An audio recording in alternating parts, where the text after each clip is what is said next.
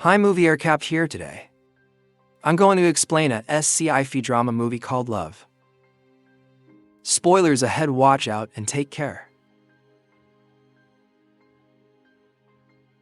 The movie opens in 1864 during the American Civil War, where we see a group of soldiers hiding underneath the bunker. Moments later, their bunker gets blown up by an enemy attack. That leads to an intense battle. We then meet a soldier named Lee Briggs, who is also preparing to fight. However, he's summoned by his commander, who informs him that a mysterious object has been discovered east of the Colorado Basin. The commander then assigns Lee the task of going there to investigate this object, though the soldier is hesitant to abandon the group. During the flight, he eventually agrees to the mission. As he leaves, he narrates his experience in the war and the numerous epiphanies and moral questions it has raised. Scene then cuts to 175 years later in the year 2039, where we meet a U.S. astronaut named Lee Miller. He is the first astronaut to set foot on the station into decades, as it has been abandoned for unknown reasons. He is now tasked with assessing its condition and performing any necessary repairs to make it habitable for future astronauts. Upon his arrival, Lee speaks with Mission Control in Houston and gives them his initial briefing. The team shares that they have been monitoring his critical stats and assure him he is good to stay. In the following days, Lee establishes a daily routine of exercising, reading, and listening to music. He also maintains regular communication with his team on Earth and updates them about his work. One day, while Lee is going about his routine, he receives a message from Mission Control. It turns out to be his brother from Earth, who shares good news about his newborn child. He also expresses how much he misses his brother, which makes Lee very emotional. However, just then, the video suddenly cuts off, and a loud radio interference disrupts his communication channel. Lee asks Mission Control if they've picked up on it. As well, there's no response. He tries again, but the communication has fallen into complete silence. Believing the radio must be malfunctioning, he tries to fix it, but the manual is in Russian, which frustrates him. A few days later, Lee checks the space station's communication systems, which are still not working properly. He is stuck in orbit around the Earth. His anxiety grows with each passing day. Despite his dire situation, he continues to explore the station and repair whatever he can.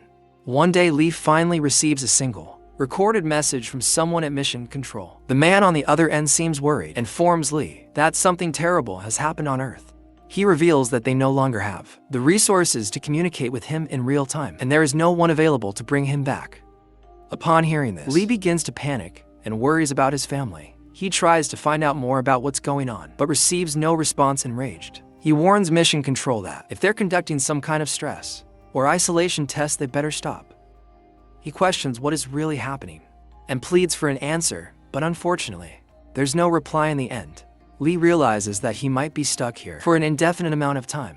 Therefore, he checks the life support systems to ensure that he can survive as long as necessary. He then decompresses various sectors of the station to preserve oxygen and starts rationing his food. To maintain his sanity, Lee sticks to his established routine of exercise, music, and reading, but as time drags on, loneliness becomes his only companion and begins to affect his mental state.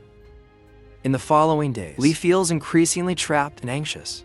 He begins to act out in frustration, throwing objects around and staring out the window. He notices that cities on Earth are shutting down, and one by one the lights go out, plunging the planet into total darkness.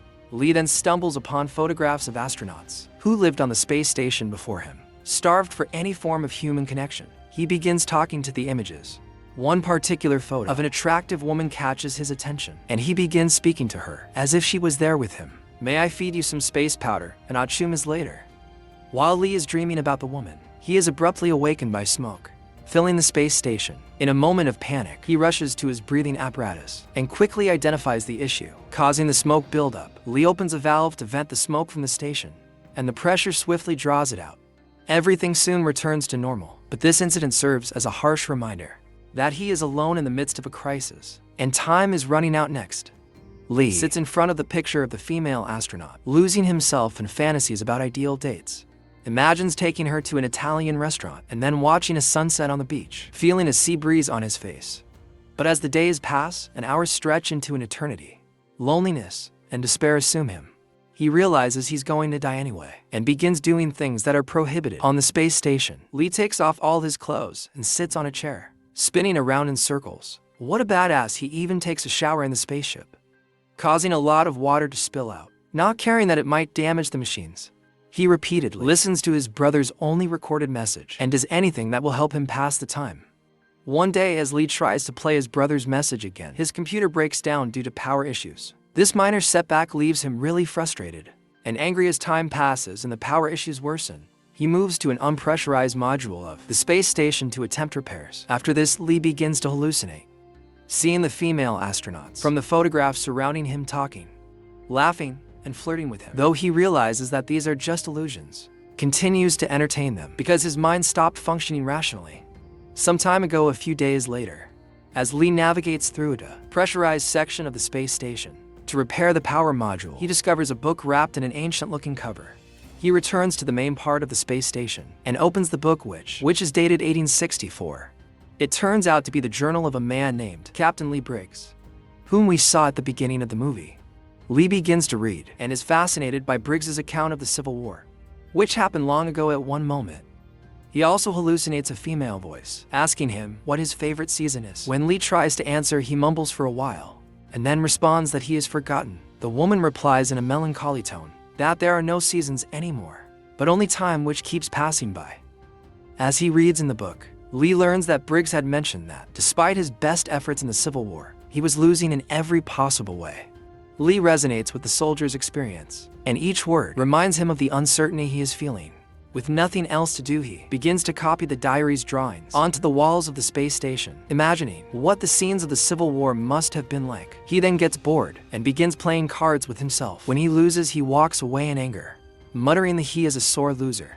One day, Lee reads about Briggs being assigned to investigate the mysterious object. However, he is shocked to discover that the journal ends before revealing what the object actually was. The lack of answers infuriates some, and in a fit of rage rows the diary aside.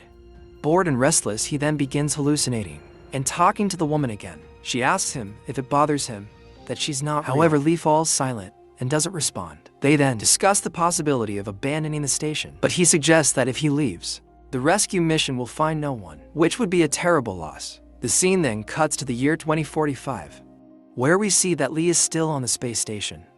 He hasn't been able to contact mission control, and now his oxygen system is also failing. Finally, Lee makes the painful decision: give up, rather than continuing to live his life in misery. He records a final message with a heavy heart and sends it to Earth. In his message, she reveals that he's been living on the space station for over 6 years now, hoping someone will rescue him. However, now the life support system is no longer reliable, and he's slowly suffocating from the lack of oxygen. He reflects that he would rather have Earth, his last refuge, than remain in this cold and desolate station. Lee then mentions that he still does not understand the circumstances that led to his abandonment. He wonders why in these 6 years, no one attempted to reach out to him.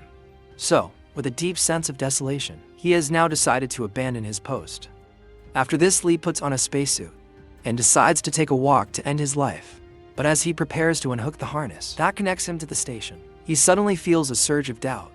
The internal conflict intensifies, and Lee soon realizes that he cannot give up on his life so easily. In the end, he decides not to release the hook and makes his way back to the space station again. The scene then cuts to several more years later, where we see that Lee's hair has grown very long, and he has tattooed various designs all over his body. He has also drawn numerous pictures, inspired by the descriptions from Briggs's diary, hung them throughout the interior of the station. Lee has completely stopped cleaning, and the cramped spaces of his quarters resemble an animal's lair, which is a reflection of his deteriorating sanity.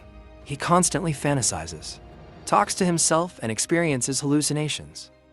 However, one day, someone from outside finally contacts Lee and gives him instructions about docking and transferring to another spaceship. It is unclear whether these events are happening in reality or if they are just a figment of his disturbed imagination, as he may have lost his mind after such prolonged isolation. Unexcitedly rushes to the window and sees something that leaves him stunned. He quickly cuts his hair, shaves his beard, and prepares for docking. Upon reaching his destination, he discovers that the object he will dock with is a giant cube-shaped structure, also orbiting the Earth next.